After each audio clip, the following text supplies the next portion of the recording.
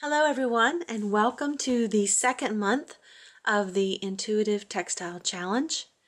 I was so overwhelmed at the talent and bravery of everyone who participated in the first challenge. Some of you had never tried any of the techniques that we talked about, and I was astounded at the bravery of people who just jumped in and tried something new. That's what this is all about. It is a challenge. If we already knew how to do these things, we wouldn't be using the word challenge, because a challenge has to push us outside of our comfort zone. So keep up the good work. I love seeing the pictures, and I hope you'll continue to participate. So let's talk about a few of the questions that came up during our first month. So one of the things that came up was the size of your page. And the size of your page can be anything that you want. It can be small. It's harder to stitch on a smaller page. I'd mentioned that I'm going to do more of an 8.5 by 11 size. They don't all have to be the same size. You can choose anything that you want, just a workable size for you. There are no guidelines for that. For binding our pages, I am going to use, I will show you, this is not Textiles, but this is, I took Lifebook in 2015, and this was a style of binding that allowed me, I used manila folders cut into tiny strips, and then each page was placed back to back with those strips between, and each of the strips shared another page. And I want to try this with our textile pages. Again, this is just one way. You can do anything that you want to do. I know some of you are doing a 2-page spread, and you'll end up binding them as you would a signature. This is just how I want to approach it. I want to see if I can get this book style with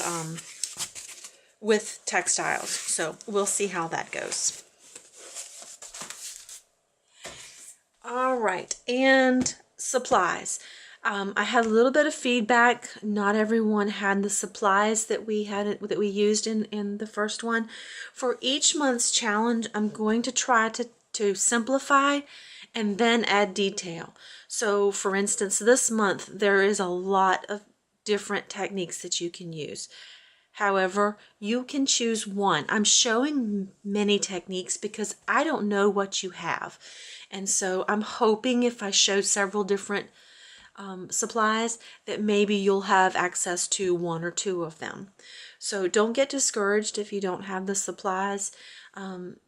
If you're not into stitching with a machine like I did last month, or hand stitching, which all of the challenges can be done by hand, you can always just use glue. Glue will hold it down. There's no reason fabric has to be stitched. It can be glued on. You can use a safety pin. You can use anything to adhere any of these things down. So without further ado, here is our second challenge. For February 2018, we are calling it Bring on the Heat. These are all supplies that can be heated or melted, or they change when they're heated with an iron. So we're going to try several different things. Some of the supplies that I have some interfacing. I have a tearaway interfacing, and I have a little bit thicker. There's no fusible on either of these. We're going to see what happens when we heat those babies up. Tyvek. Tyvek comes, this happens to be an envelope that came in the mail. This is very thin. You can get, this is the same stuff that houses new construction is wrapped in. On Amazon, you can get a hazmat Tyvek suit. That's order the extra large, and there's a lot of Tyvek, and it's very, very economical for Tyvek. So we're going to play with that. It takes paint very well. This is just a piece of cotton, but I'm going to use that with regular children's crayons. We are going to draw a motif and we're going to melt it. And it's going to give us a watercolor effect. I have some used dryer sheets. Some of these are just out of the dryer. Some of these have some paint on them and some dye. And this one's actually a baby wipe. So we're going to see what happens when we add heat to those and see if we can manipulate those. I have some fusible web.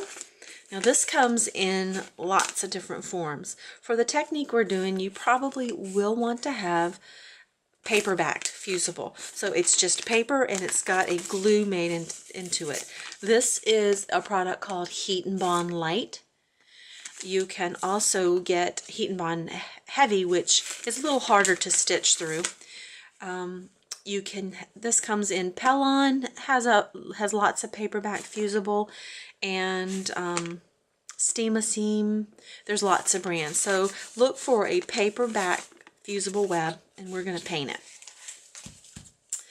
I have a little stack of some shears, some satin, some silk. This is one of my painted cottons from similar to what we did last month.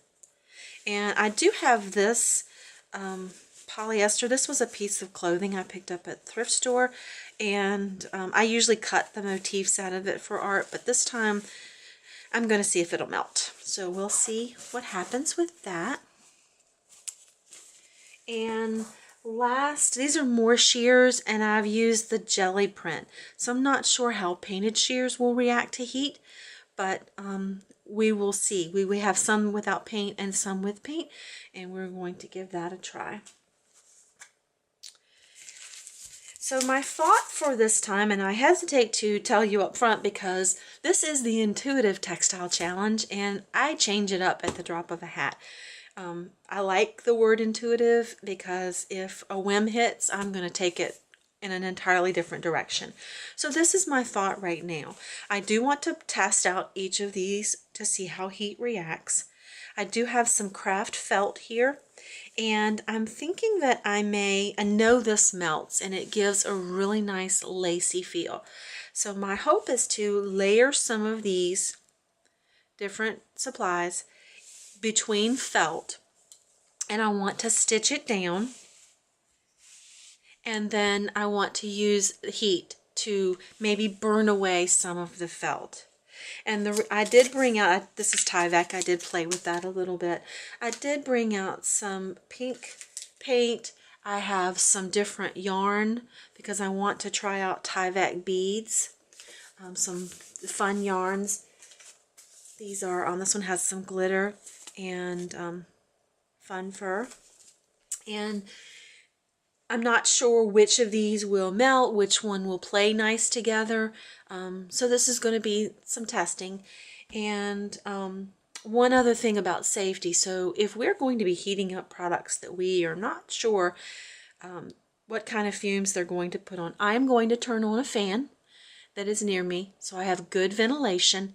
And I also have a dust mask that I may put on when I'm heating things such as dryer sheets. I am not sure what they're made of. Some of these polyester fabrics, and definitely the felt. There is a smell that comes off of felt when you heat it up, and I don't know how harmful it is, so I will definitely have the fan blowing on me and a protective mask. So let's have some fun. Okay, let's do the crayon technique. And I have a picture of a heart here just because I really liked this one, and I don't draw very good hearts at all. So I'm thinking for my page that since it's February and Valentine's Day, I am going to try to test out hearts for each of these techniques. So I'm just taking a pencil, and I am just going to trace this on to my fabric.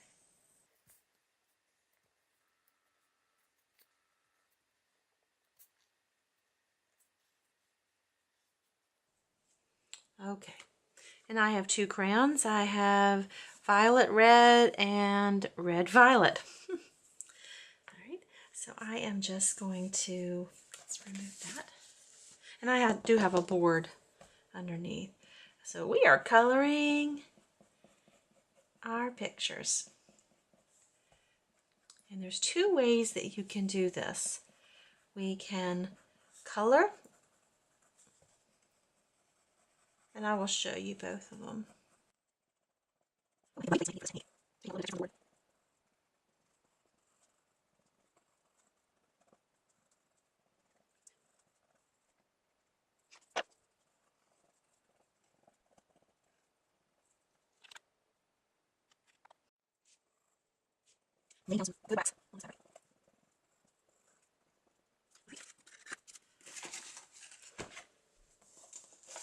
Now I have a Teflon pressing sheet here. You can use a pressing sheet, you can use parchment paper, you can use the paper that comes on the back of the paperback fusible web. Anything that doesn't stick will work. Since we're melting wax, I want to protect my surface and I don't want it to stick. So I am going to cover that, and I have a hot iron, and I am just going to heat that up.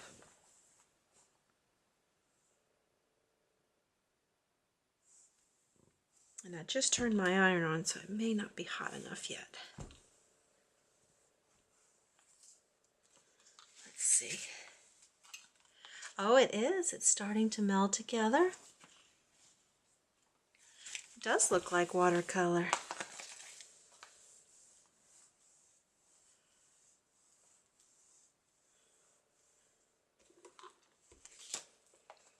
Let's see if it goes through.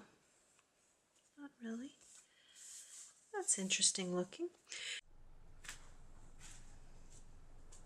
For the second crayon technique, I am going to create a puddle of the wax from the crayon and use a brush to turn this into a watercolor effect. So I am going to heat up. I have a very hot iron. I'm going to heat up my Teflon sheet so it's really, really hot.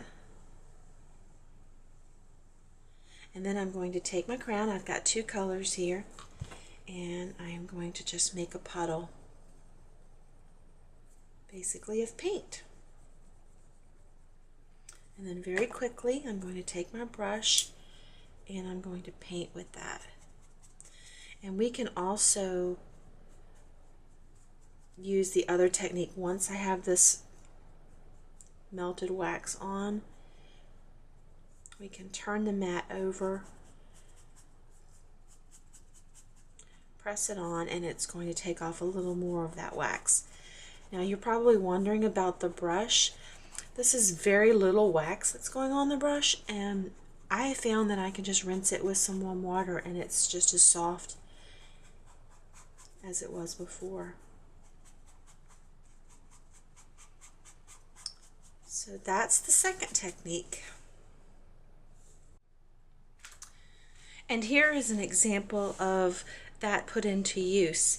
This is my only example of handwork that I have, and this took me forever, but each of these is stitched. Well, I drew it on with a pencil, I stitched it, and then in the center of each of these is crayon and then heated. Some of them I colored first and then stitched, and some were just colored afterwards. So it gives just that hint of color. It's not heavy.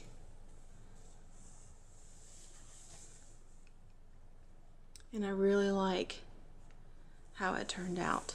We use this as our advent calendar for my children and my grandchildren. And I even did the little stars at the top.